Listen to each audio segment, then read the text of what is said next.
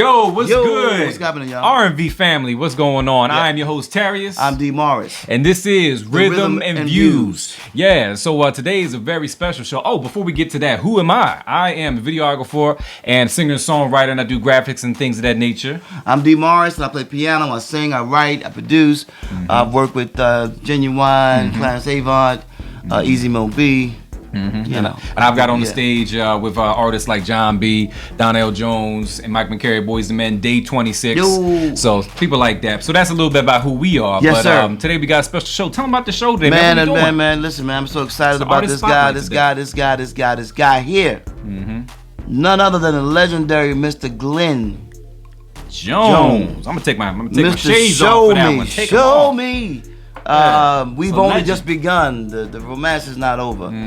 I've been searching. Bring back your love. You know what I mean? Here I go again. First number one hit. You got a new album right now too. You got a new album. What's the name of the new album, brother? Love by Design. Love by Design. You got to get that, and you got a Christmas song with Regina Bell. Was it the Christmas song? Because I know you got a song. The song was that? What's the new song? The new song is by Regina Bell. I forgot the name of the song. Okay. He'll talk about it. We'll put it up. He's gonna talk about it. Y'all see. We'll put it up. Yeah. Y'all see. But Glenn got some things popping. And we did an interview with Glenn.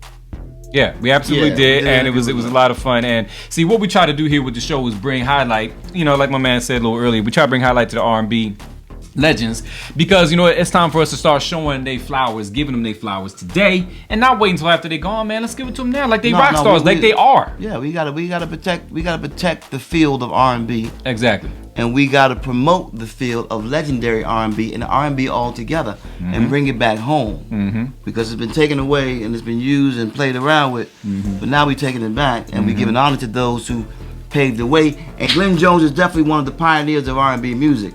He is one of the greatest who has ever done it.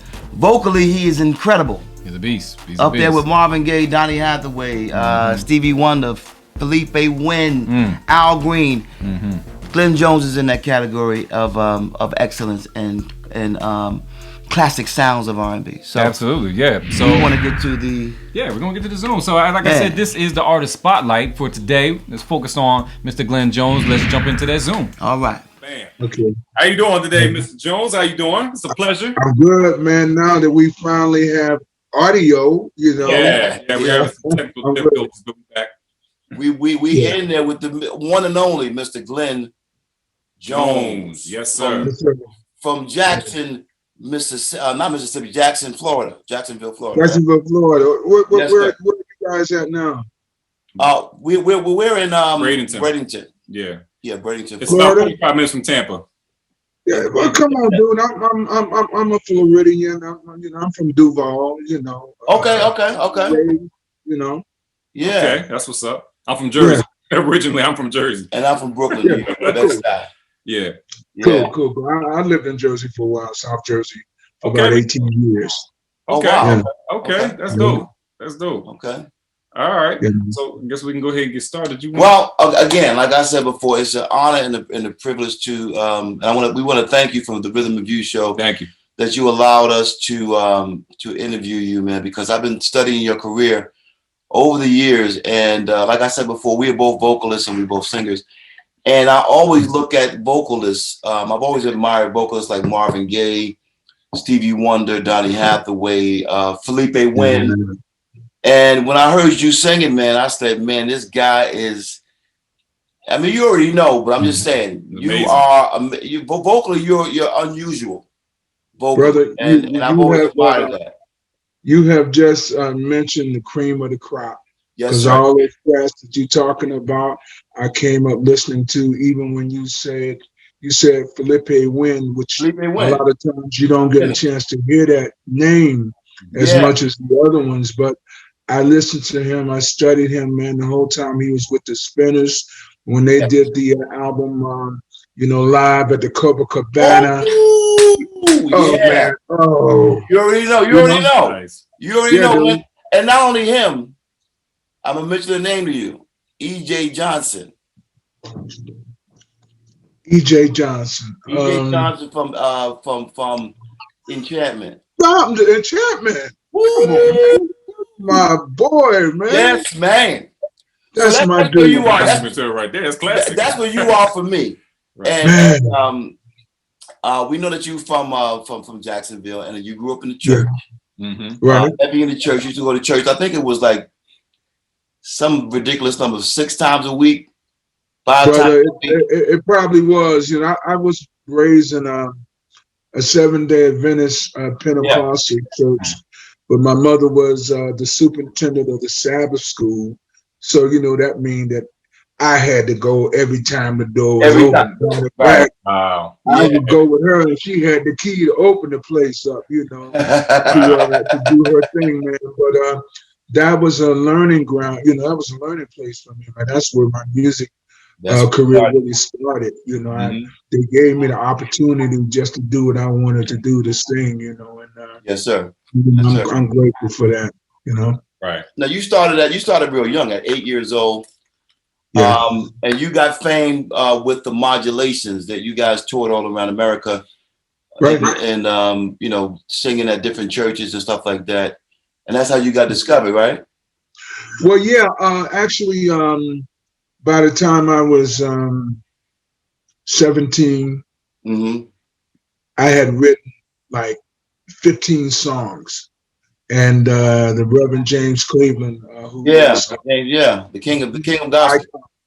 He prolific. He was the king of gospel. Yes, sir. He heard me sing, and then he heard my songs, and he got me a deal with Savoy Records, and I recorded my first album in Ray Charles' studio out in LA, man. Yep. Wow. You know, it was crazy, man. I read about that. Yeah. Wow. Yeah. That's what's up.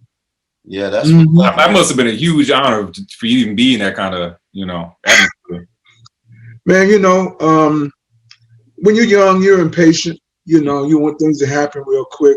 And for we still impatient. I know you. Look at you. Can't wait. I know how it is. But to get an opportunity like that at that age, man, and then for Reverend Cleveland to say, you know, you want to meet Ray Charles? I'm like, yeah, you know. Yeah. We go in the room in one of the studios, man. He's sitting at the console, man, turning buttons and stuff, man. Right.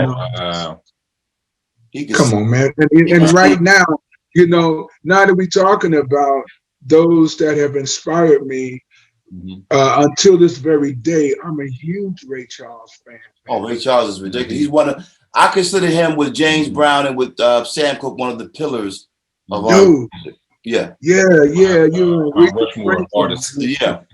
Yeah, Aretha Franklin and all of them. Yeah. So it was an honor, man. It was an honor. Yeah. Well, your talent spoke to that, you know, being an artist, because they seen something in you that was unusual, that was great. So that's, you know, but from that standpoint, that's when you met the legendary Norman Connors. That was sometime after that, because that first album I did, that first gospel album was an album that James Cleveland produced, and I wrote most of the songs on there. But that album was called With a Made Up Mind. So okay, I missed that. Okay.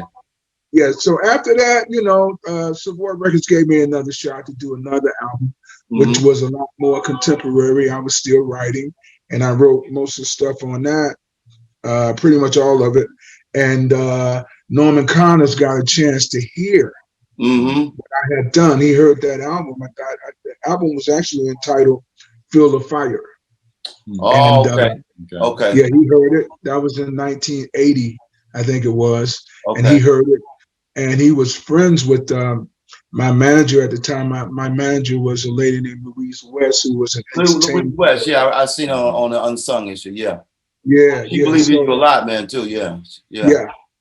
So she introduced me to Norman, and the next thing I know, I was flying to Cali to do the song, but I really, you know, man, I hadn't done anything but gospel. I was scared, man. I'm like, You know, with Norman Connors, and I'm doing all the stuff. Yeah. No, I mean, mostly what I was afraid of, man, was, you know, that environment, that church, that Pentecostal environment, man. Back then, they used to say, if you sung some R&B, you going to hell. Well, I mean, Marvin Gaye's family was from the same background, so it was very strict. I'm out of the same church that Marvin Gaye is out of, House of God. Oh, that's crazy. My mother and father knew his mother and father. Really? Oh, okay, Yeah. okay. Yeah. We see the connection now. Wow. That's crazy. When you said Pentecostal, I automatically thought of Marvin Gaye. So I'm glad you said that. Yeah, I'm glad that you said that, Mr. Jones. Yeah, so my biggest concern was, my mother being raked over the coals. I didn't want her to get hurt. What I'm saying. Missionary Jones' son is out there in the world and he's this and that. Wow.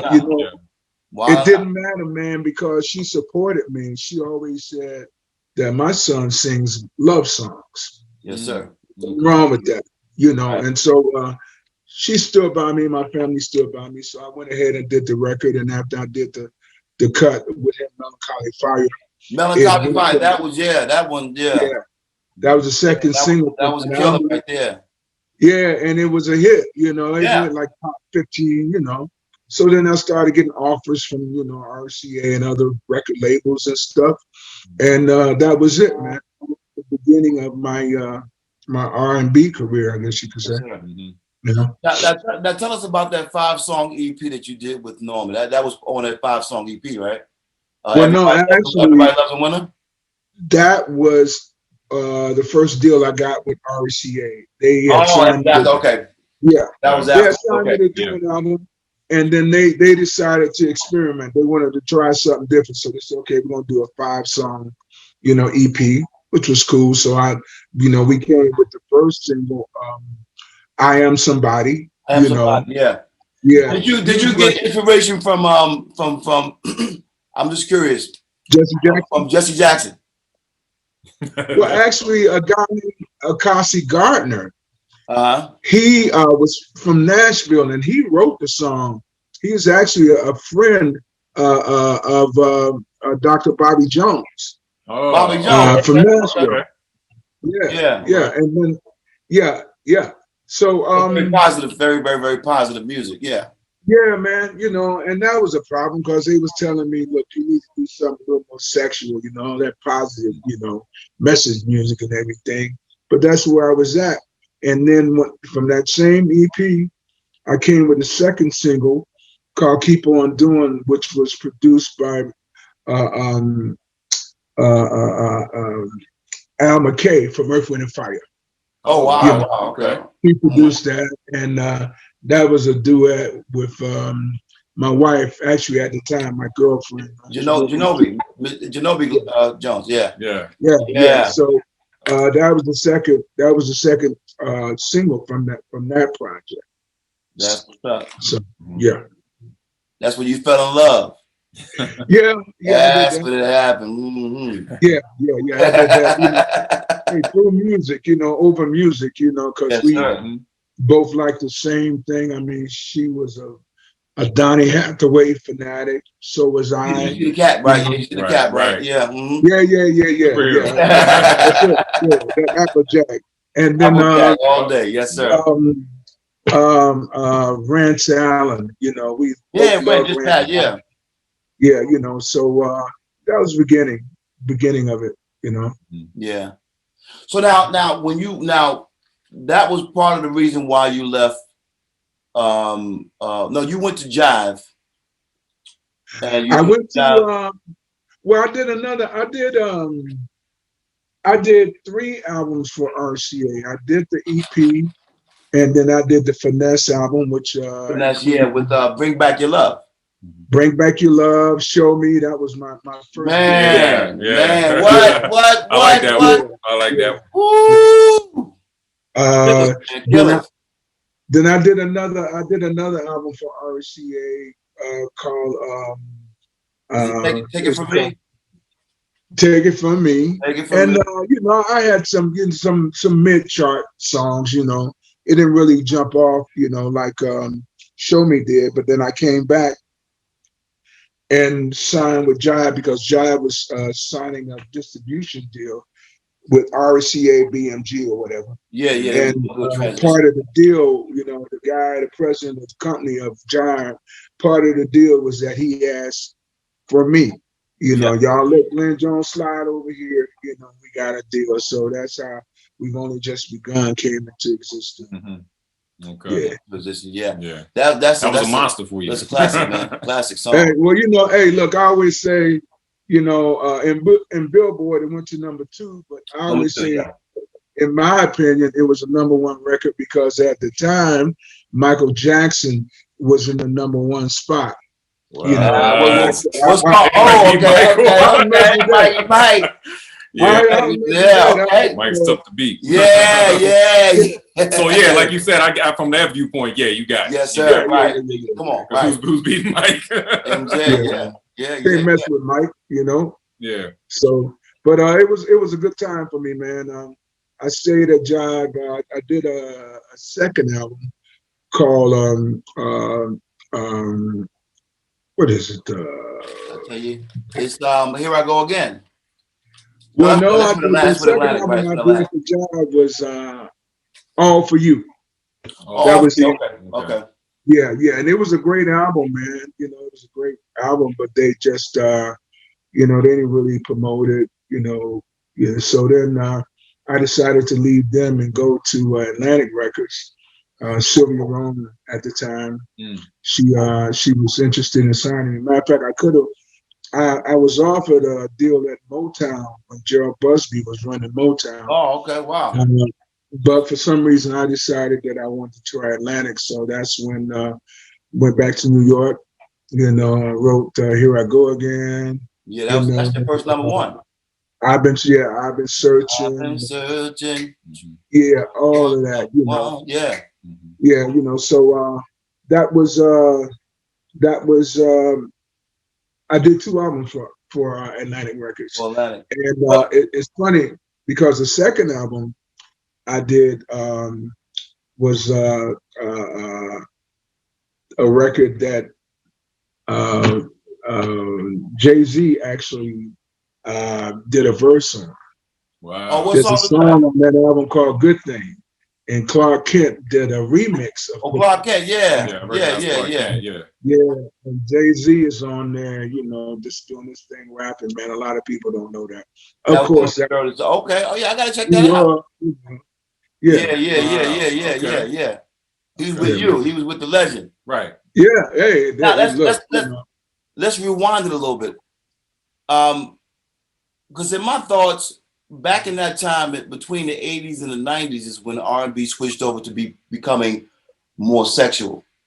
And I know that you said in one of your interviews about R. Kelly, when he came in, he was a genius, as we all know. He's a genius of writing and singing and all that stuff. But when he came in, it was a transition from, hey, let me love you, baby, to, you know, what the thing is. And I think that's where a lot of artists got lost in the shuffle. And so to speak. Yes, no doubt. Yeah. No doubt. That was a new thing, you know, the whole bump and grind thing.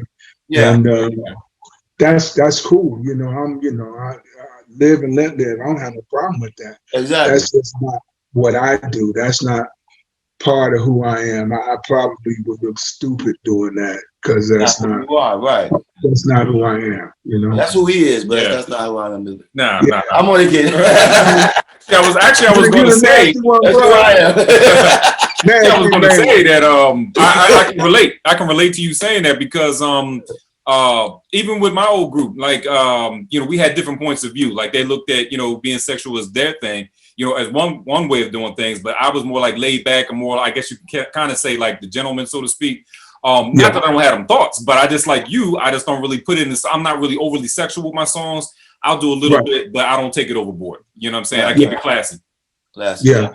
Well, you know, the funny thing is that, you know, I did have, you know, an audience that I built when I was doing gospel.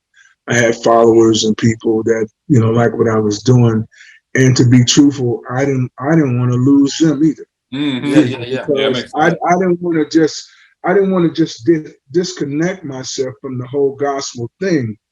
But you know, for me, 1 minute I don't want to be singing, you know, lick you, you know, whatever. The next minute I'm singing Old Rugged Cross. That That ain't me. So you know, I just stayed in line with my character, the person that I was. Right. You know, the person that you were raised to be. Your father and your mother raised you well. You gotta stay true. They raised you well, man. Yeah. I wanted to say my introduction to Glenn Jones, to be real honest, was two things. I had heard the song "Bring Back Your Love," which to me, when you hit that note at the end, I think I saw two dogs running around because that note you hit at the, you know what I'm talking about, Glenn. You don't know I'm talking about, Glenn. That, but not only did you hit that note, but you did it with such, the way you finesse, the way you moved it, like you masterful, man. I mean, it just sent chills up your body when you. I mean, to be real, that song was just phenomenal, man. Phenomenal. That, you know, all of that stuff, man. I learned from my gospel days, what I like to call my quartet days. Yes, sir. Because, you know, when you think about, you know, gospel music back in the day when the Mighty Clouds of Joy was Mighty Clouds of Joy. Yeah. Oh, yeah. Yeah, you know, and the Dixie Hummingbirds and the Williams Brothers and the Jackson Southerners, Bob Williams, all of those guys were some of the greatest singers that I've ever, you know, had the opportunity to see and to work with. And they were always considered as, you know, being in the Chitlin circuit. You know, the more contemporary gospel artists, they were more polished, and you know, they were, I guess, considered to be in another category. But those guys in that quartet circuit, those cats were the cats. And just like you said, Sam Cooke, that's where Sam Cooke came from. Yeah, you know, that church gives you the training. I want to ask you a question. What? Speaking of the vocals, and I asked Lenny Williams the same thing. So, what things you do to prepare yourself vocally and take care of your instrument before going on stage? What kind of techniques do you use? Because I'm writing all this down, Glenn. And, you know, well, he knows for sure. Well, you know, there was one time when I could, you know, I would say I was doing my skills and my vocal exercise. I had a vocal coach when I lived in New York. You know, a guy named Thurman Bailey, and a lot of people went to him. You know, Stevie Wonder has had a vocal coach before. Yes, Seth Riggs. Teach you how to maintain yourself.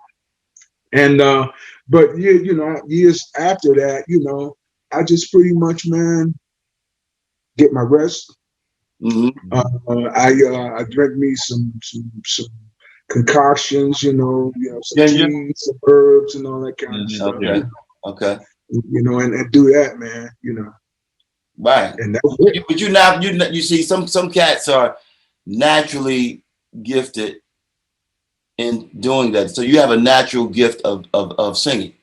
That's, you know, that's where it comes from. Singing that, you know, it's like Michael Jackson had the same gift. Like, where do you get this gift from? Like, it's just natural. It's what you got. It's what you have. Yeah. So I want to. I want to ask you. Yeah. So as far as I know you're excited, brother. Excited. Yeah, man. Yeah. So what I wanted to ask you is, so as far as like your career is concerned, like what do you feel like was the biggest hurdles that you had to go through and overcome throughout your time? Well, I think some of the biggest hurdles were like the whole metamorphosis that the music business went through, like you said, going into the more sexual, you know, kind of music, and then hip hop music didn't help. Right. You know, that changed a lot of things. A lot, You know, and it kind of overshadowed R&B. It did overshadow R&B. It did. Yeah. I have heard people say that R&B is dead, but let me tell you, man, R&B will live forever. Forever. Yeah. That's the foundation. Exactly. It is, bro. Exactly. You know, it's one of the reasons why we do our show. This is the reason why we to bring back legends and to honor you for the work that you have done. I mean, you know, that's the reason why we're doing the show, to honor guys like you that's paved the way.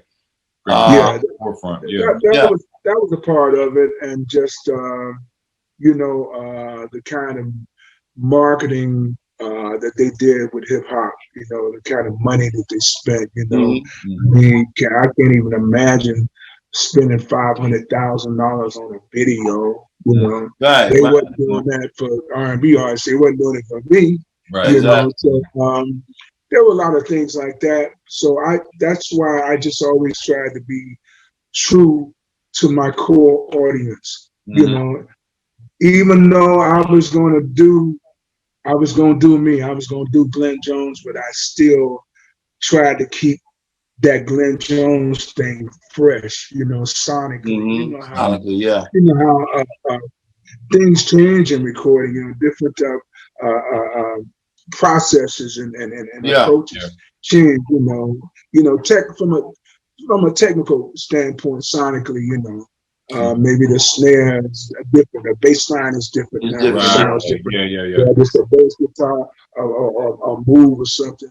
You know, they're little trinkets that you can still take, you know, and add to what you do to keep it current. Yeah. You know, so that's what I'm trying to do. And another thing I did was I was never afraid to give young, new producers and songwriters a shot. I did that. You know, there are many of them that can say I did that. And it wasn't always about chasing somebody. Yeah, exactly.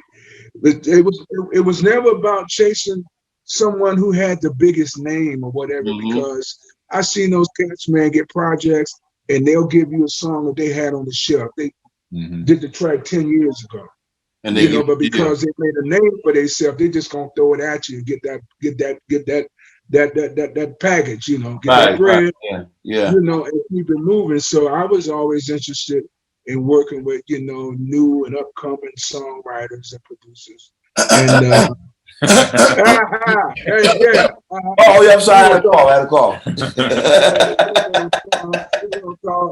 But yeah, that's what I did, man. And I've always tried to surround myself with young people, you know, even, you know, cats in my band and the musicians and the singers that I work with, you know, they're young people and they're talented, you know, and most of them got that bass, that gospel bass, you know, they came up through the Church of God in Christ and all that, but they're killing, man. Glenn, that leads me to your main man, one of your main men. Mr. David Hollister. You know I was going there. Yeah. Now he was your understudy for many, many years. Break that down. Man, that was my boy, man. I went to Chicago to do a gig. I had a gig at the Supper Club in Chicago. That's when we used to play at one spot for like a week. And I needed a male singer. And a friend of mine, well, my MD, had been working with Vanessa Bell Armstrong, and he said, "Look, I know this. I've heard of her. Yeah, he said, I know this little young kid named Dave Hollister. He live here in Chicago. You ought to call him, man. Check him out." Called him, man. He came over to the hotel. He sung for me, man.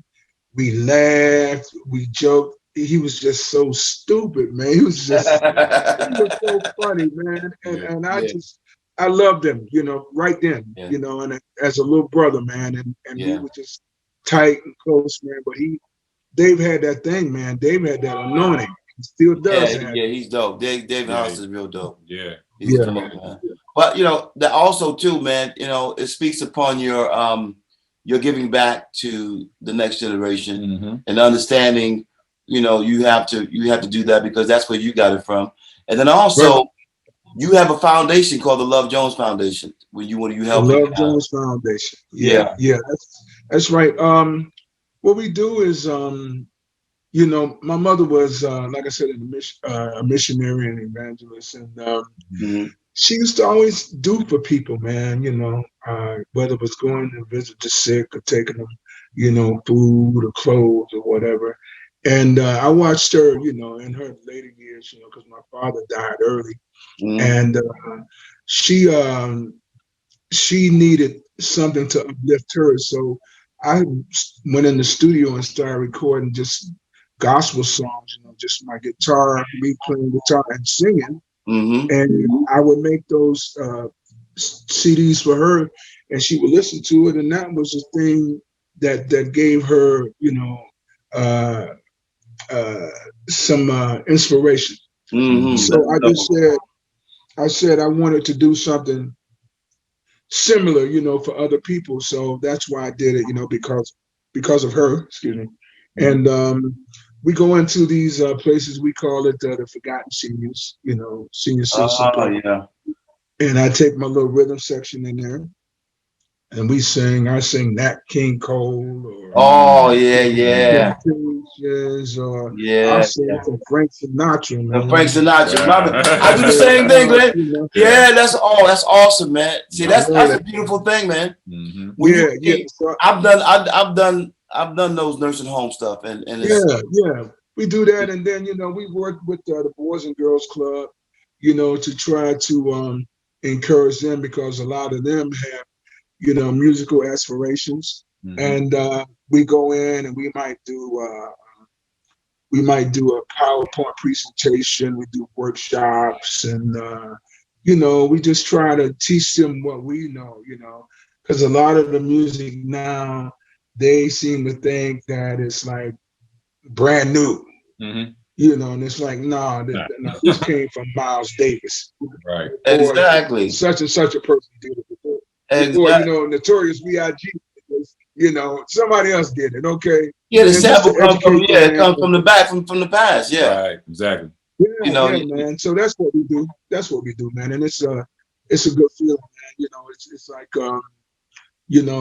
for me, I don't want to just be some guy that passed through this way. Okay, I made some records, I wrote some songs, I made a little money, and that's it. I mean, I want to leave some kind of footprint that's more significant than that. And plus I enjoy it, man. I have fun. You can tell, yeah. I mean, you can tell, man. I mean, when you're doing your thing, you can tell. Now, what I wanted to ask you, what's out by you right now? What are you doing right now? Because I know COVID kind of put a dampening on your 2020 tour.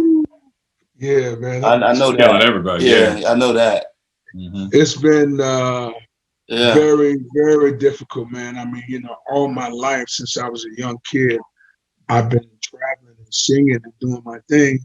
And now, we're living in a time where it's not safe to do that anymore.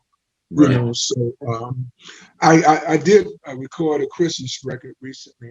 I did a cover of the song "The First Noel," and we released it this week. We released it. It's on all your digital platforms, and it's the very first Christmas song I've ever done. And you want to promote it? Yeah, I love it, man. The response has been overwhelming, so I'm glad about that. I have an album. I finished my album. I'm just waiting for the right time to drop it. Drop it, okay. So yeah, we dropped singles here and there.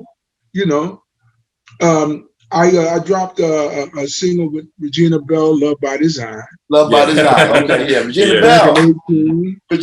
Regina Bell. We know who she is. Yeah, and then I did a song called "You and Me," which was a remake of this guy Rocky Robbins did this song back in the '80s, and I always loved it. So I did a remake of that, featuring this phenomenal jazz guitar player Nick Coleon. He's featured Nick Coleon. Yeah, I know. Yeah, I heard of Nick Coleon. Yeah.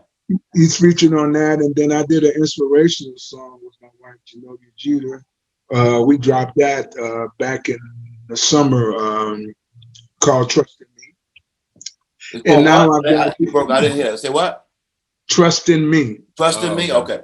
Yeah. So now we had a Christmas record, and after the first of the year, we'll figure out where we're going. What we're doing. Yeah.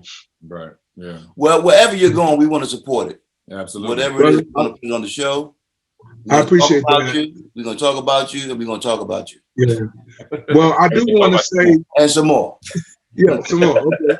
But I do want to say that man, we have to say thank you to guys like yourself, because they're not, as many places, as it was back in the day where you could showcase your new music, get some visibility, and radio and records has changed so much, man. It's like, what bothers me, Glenn?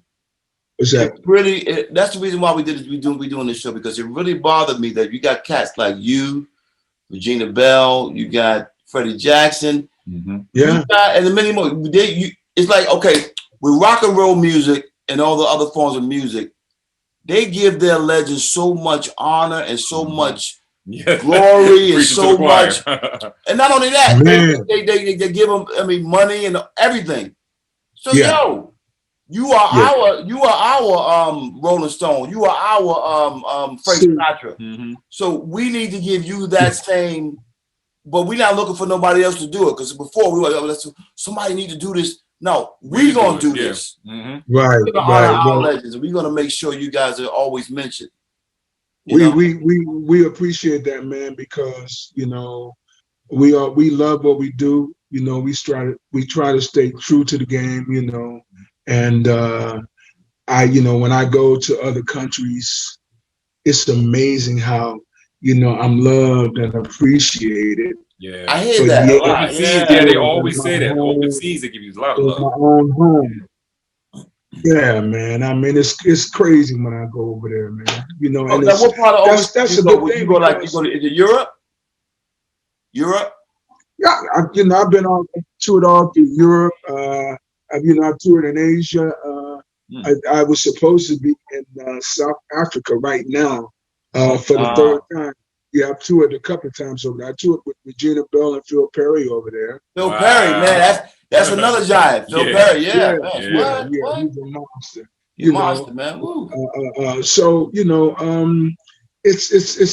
it's rewarding to go over there and be able to make some money, make a living, but at the same time, just be able to share your gift and see the appreciation and the respect that people have, because over there they are knowledgeable. They know who wrote the song. They know. Yeah, they get into it. Yeah, that means they really understand. They really appreciate it. Right.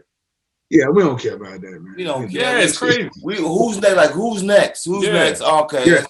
What's next? What's next? So yeah. When you perform over there, do you almost feel like you just came out? Do they treat you like that? Almost like you're an artist? They treat me as if they have known me and my music and loved me for years. It's like just an honor, to them, man, to meet me and take a picture and then knowing all of the songs, knowing all of the lyrics. They're singing it for you sometimes. That's what's up, man. That's what's up. Yeah. And you know what, man? I'm having to go back. I'm having to reach back 30 plus years to sing songs over there that people don't even know over here. They know my music. They know my album. They know my work. They know my body of work. They know my catalog. Yeah. Songs that it's like I would have never thought. It's a smash over there. It's just right. Yeah. That's amazing. Yeah, man. So, Glenn, how can people reach you? How can they find you on Facebook, website? Okay, well, they can find me on Instagram at Real Glenn Jones. They can find me, on Facebook, Glenn Jones, musician, and they can also find me on my website, glennjonesmusic.com. Okay. We'll make sure to put that on the screen. We're gonna put that on the screen in big letters so people know. And we're gonna post this video on Friday. We'll get back to you on that. I'm not sure. Well, because he does all of the editing and all that. Yeah, I'm just a pretty face behind the camera. So anyway, if I also do video and graphics and all that kind of stuff. So if you ever need anybody editing your stuff, you need an extra hand, let me know. Hey, look, you got my number, man. So just text me. Give me your information. Glenn, if you ever need a big mouth. He's the one to call. and before you go, I gotta say this. I gotta say real quick. My cousin is a real big guy in the military. He travels the world and he teaches self-help stuff to the military. He's real big. And when I told him that I possibly will be interviewing the great, legendary Glenn Jones, man, yo, he bust out. He's like, what? Say it again, Glenn Jones? He said, man, tell Glenn Jones that I've been listening to his music. He's got me through a lot of stuff in my life with his music. His name is Anthony Brinkley, On the Brink Consulting Firm. And he loves your music, man. So I had to say that because he's gonna see this and be like, you didn't mention my name, cuz what's up with that? Mm-hmm. So I appreciate that. Oh, Robin Jones too. Robin Jones, she loves your stuff too. Yeah. Mm-hmm. Yeah. I appreciate all of that, man. You know, that's the thing that keeps me going. You know, people, you know, that have admired and appreciate the music, you know, even up to this time. That's the most important thing. So, you know. Glenn, how's your health, man? How's your health? I'm good, man. I'm good. You know, the pandemic has been trying, you know, man. Yeah. Trying to stay out of that refrigerator, you know. Yeah, I know. It's there. I know. I keep telling this guy here. It's hard. The hamburgers, they call them. Hamburgers. French fries. Yeah, Five Guys or somebody, man. I'm trying to get off meat now. It ain't good for you. It ain't good for you. The meat and the sugar and all that kind of stuff. Yeah, all that. It ain't good for you. I'm finding myself the healthiest I've ever eaten these days. Well, you know, I'm trying, man. You know, I'm type 2 diabetic, but I know that's why I asked. I'm pre-diabetic. That's why. Yeah. That's why I asked. Yeah. I try to keep myself somewhat on track, but I'm about to start my regimen again, man. I used to work out, you know, like 5 times a week at the gym and everything. So because you have to reinvent that at the crib, you know. Yeah. Well, we need you here. We love you. We love you, Glenn. We love you, Glenn, and we will be in touch. God bless you. Thank you for your time. And thank you for your time. Oh, also too, thank you to your manager, Prince Levy. Yes, absolutely. That's my man. Man, without him, he's great. Yeah, he's great. Tell him I said thank you. I'll give him a call. But God bless you. We love you. And thank you. Thank you. Hey man, look, y'all check out the Christmas single, man, the first Noel. Oh yeah. Put it on the show. Yeah. Do that for me, bro. I appreciate that. We'll do that. All right, man. God bless. Right, Peace. Yes, sir. Yo, man. Okay. That was incredible. That was an incredible video. Once again, a shout out to Prince Levy. Shout out, sir. Glenn Jones is our manager. He made it all possible. So thank you, Prince Levy, and also to the legendary Glenn Jones. Absolutely. I got a lot out of that interview. What did you get out of that interview, man? What do you feel? Oh man, this is always a pleasure to talk to legends and find out, you know, how the game was played, you know, before our time, and you know, and just learn about different things, and just with us being in the music industry, man, it's tough. You got to learn your business, because if you don't know your business, and you know, things are going to happen. People can take advantage of you. And one of the main things I noticed about him, man, is that he stands for something. He stands for what he believes in. And not only he's what I got from it. He's very humble. He's a humble guy, and he's thankful, and he gives back. Absolutely, and he's still doing it after all these years. So salute to you, Mr. Glenn Jones. We love you, man. We love you. That's right. Yeah, because I know when you know, when they tried to make him, you know, sexual and all that kind of stuff. Nah, he wasn't going. He's like, I'm not doing it. I'm not doing it. That's not who I am. That's not who I was raised to be. And exactly. It's not going down like that. And I think his parents would have whooped him. Probably. They would have whooped him. Ain't no joke about that. Ain't no joke about that. But yeah, we appreciate that. That segment with Mr. Glenn Jones. Hopefully, you know, hey Glenn, if you ever want to come back and say something else, you're always welcome. Exactly. You got a new album and stuff like that. You want to start doing them singles after this COVID, you know, hopefully passes by. Yeah. Come back, man. You know, showed you, you know, your videos and everything like that. So, like we said, that was the artist spotlight with Mr. Glenn Jones. Yes. And before we get out of here, we're gonna do the, you know, the Best Life Spotlight, and we're gonna shout out, you know, some local businesses and, you know, local people that we know, artists, whatever the case may be, supporters of the show. Oh, and don't forget to hit that subscribe button, man. Yes, mash up the like button. Hit the, you know, tell a friend about the show. Mash up the like button. Let us know. Leave a comment. If you're an artist and you want to get your stuff out there, R&B artist, hit us at the rhythmandviewsshow@gmail.com. And we'll put it on for you, man. It's just that simple. That's right. You know That's right. It's easy. So yeah, who do you got on your yeah, I'm gonna hit it real fast because I know it's been a long show. It's been a great show, man. But who we got? Stephanie Sarasota. Shout out to you, supporter of the show. From the squad, from the team, we got Robin, Red Key Solutions. Robin Jones. Thank you, Robin, for helping us. She's awesome. I forgot to mention too. From the FOS squad, Slap Turner, man. If y'all, if you don't listen to what Slap said, man, you gonna get the Sugar Slim smack. But a lot of the music that you hear in our shows, a little underlying music under the conversation, stuff like that, a lot of that is Slap Turner, man. So I never knew that. Yeah, a lot of that is Slap Turner. So I want to let y'all know and give him a shout out for that too. Thank you, Slap. And Mad Hatter too. Yeah, Mad Hatter. Yeah, the Mad Hatter. Yeah. And Multi, shout out to Multi. My nephew, Multi, singer-songwriter. Angela, we love you. Purcell. She told me it was Purcell. Like Angela Purcell. Right. She says like Purcell. Okay, thank you, Angela Purcell. And shout out to the one and only Urban X. Urban X. Shouting us out. You know, Black Dot and his son Malcolm. Yeah. You guys have been fabulous to us. Malcolm, I know you're busy with your baby, but man, I hope you're watching the show, man. Hope you're watching the show. We appreciate you, man. Thank you, guys. Last but not least on my list is Tina Herrera, and she has picked up some merch. By the way, merch is down below. She got I think she got a mug, which is this one right here, beautiful. And I think she got a hoodie. I'm gonna put it on the screen. Okay, that's what's up. Thank you very much. So we got people buying the merch, man. Thank you. Shout out to Stephanie from Sarasota. I'll get my cut as I leave today. I'll pick that Shout out to Stephanie. You ain't getting none, you know. We got to dock you. Sometimes it was late, you know what I mean? But shout out to Stephanie. She got merch too.